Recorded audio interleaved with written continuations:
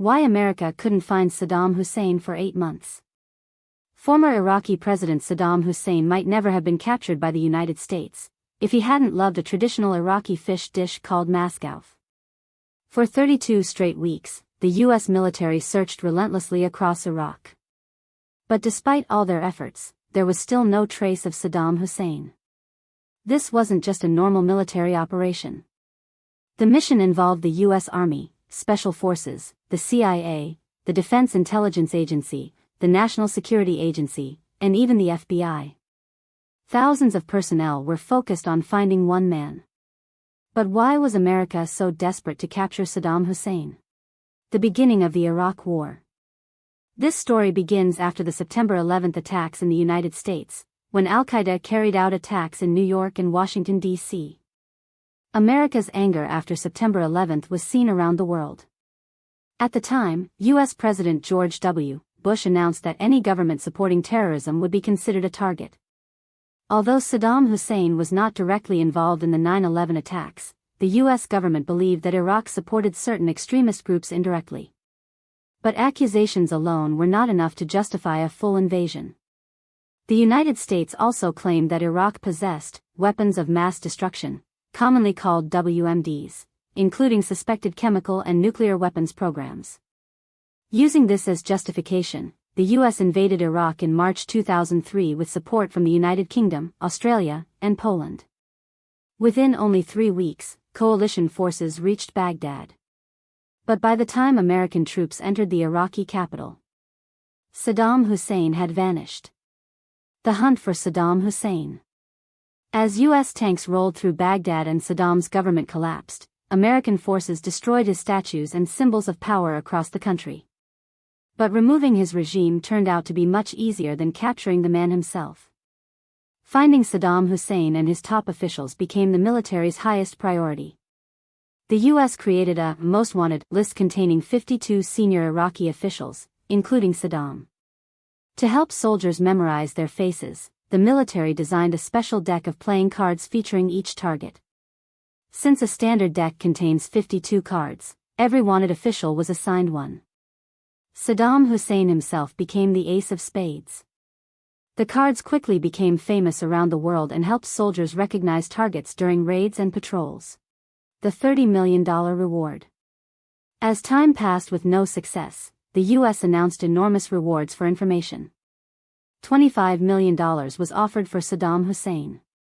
$15 million each was offered for his sons, Uday and Qusay Hussein. The huge rewards encouraged Iraqis to come forward with information. Eventually, one informant told American forces that Saddam's sons were hiding inside a house. When troops surrounded the building, they confirmed the information was true. Uday and Qusay refused to surrender and heavily resisted American forces. After several failed attempts to capture them alive, U.S. troops launched a missile attack on the building. Both sons were killed during the operation. At first, American officials believed this might weaken Saddam's support network and lead them to him. But instead, the trail went cold again. Months passed with no evidence that Saddam Hussein was even alive. Some military officials started believing he may have already died in an airstrike or while escaping Baghdad. Then suddenly, everything changed. The audio tape that changed everything. An audio recording surfaced in which Saddam Hussein mourned the deaths of his sons. The tape proved he was still alive. The U.S. immediately intensified its search once again. The reward for Saddam was increased to $30 million, and informants were even promised possible American citizenship. But now another problem appeared.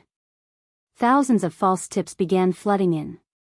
People across Iraq started giving random information hoping to collect the reward money. The investigation became even more difficult. The clue nobody expected. At this point, a U.S. interrogator named Eric Maddox from the Defense Intelligence Agency started thinking differently. Instead of focusing on Iraq's top government officials, he focused on Saddam's personal bodyguards. Maddox realized something important. Government officials depended on Saddam for power. But Saddam depended on his closest bodyguards for survival. These bodyguards knew his habits, safe houses, routines, and escape methods. Maddox traveled to Tikrit, Saddam Hussein's hometown, and began investigating his security network.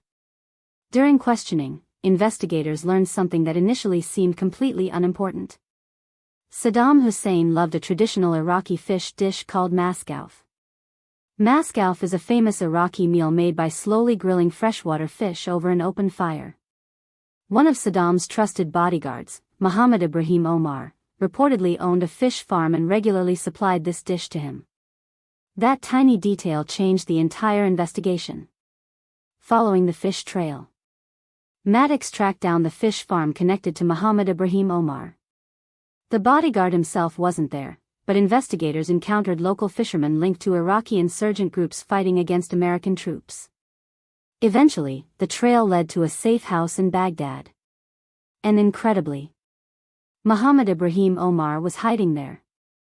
Omar was one of Saddam Hussein's closest personal bodyguards and likely knew exactly where he was hiding. At first, he refused to cooperate.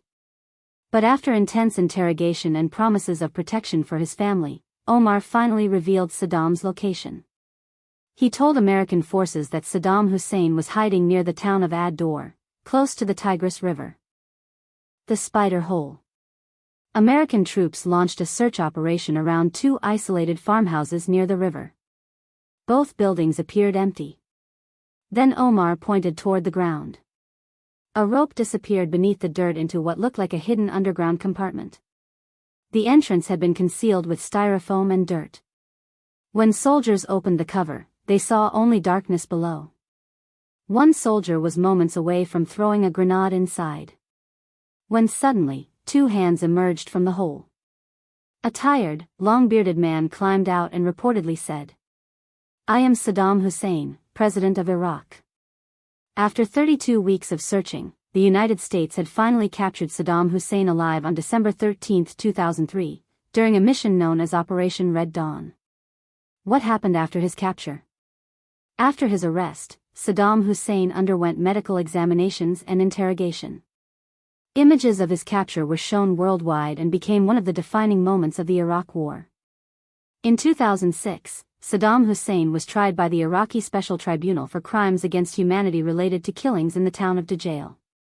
He was found guilty and executed by hanging on December 30, 2006. The controversy over weapons of mass destruction. One of the biggest controversies surrounding the Iraq War was the claim that Iraq possessed weapons of mass destruction.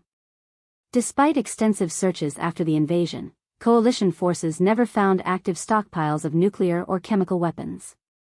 Years later, many political leaders and intelligence agencies admitted that key intelligence used to justify the invasion had been flawed or inaccurate. The Iraq War remains one of the most debated military conflicts in modern history, with lasting effects across the Middle East and the world.